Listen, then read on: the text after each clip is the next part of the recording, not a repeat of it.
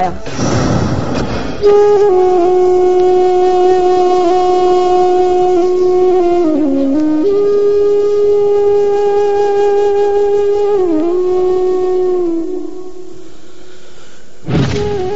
مسخ شدہ لاش ہے 5 بچوں کے باپ اللہ بخش کی، جسے نہ صرف بے دردی کے ساتھ قتل کیا گیا بلکہ قتل کے بعد بھی قاتلوں کا ظلم و ستم جاری رہا۔ یہ کیا نہیں کیتا، اتنا کیتے جی کسائی نال کوئی کسائی کریں جانور نال سب کچھ کیتے، مائی کو معاف نہیں کریں گے۔ میری صاحب تک یہ اپیل ہے، میں کو قتل دا بدلہ قتل چاہیے۔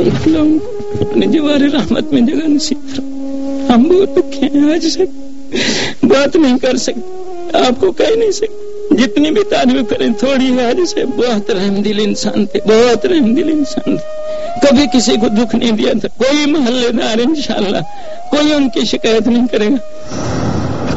40 برس سعودیہ میں گزارنے والے اللہ بخش نے واپس آ کر جب اپنے آبائی شہر کوٹ ادو میں کاروبار شروع کیا تو کون جانی دشمن بن گیا؟ جس شخص کے سینے میں انسانیت سے محبت پھوٹ پھوٹ کر بھری تھی، آخر کون اس کے خون کا پیاسا ہو گیا؟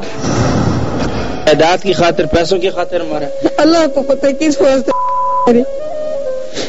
مغرب ویلے میرے چاچے انہیں گئے، انہیں کو پتہ کیا ہے کہ سویر نال 9:15 تیاری کر کے گھروں لگے گئے۔ اللہ بخش تیاری کر کے اور سارے کاغذات اٹھا کر یہ کہہ کر گھر سے نکلا کہ وہ حساب کتاب کرنے عرفان کے پاس جا رہا ہے۔ یہ وہی عرفان تھا جس سے اللہ بخش نے بیٹا بنا کر کاروبار میں اپنے ساتھ لایا تھا اور اس کی مالی مدد بھی کی۔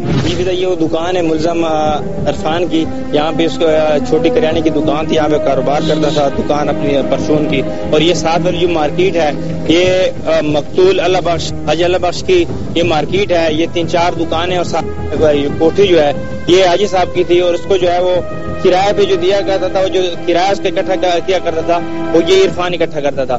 یہ ایسی کوئی سسٹم تھا ان کا؟ جی سارے مکانوں کا بھی یہی کرایہ دیتا تھا اکٹھا کر کے حاجی صاحب کو، کچھ عرصے یہ نہیں دے رہا تھا۔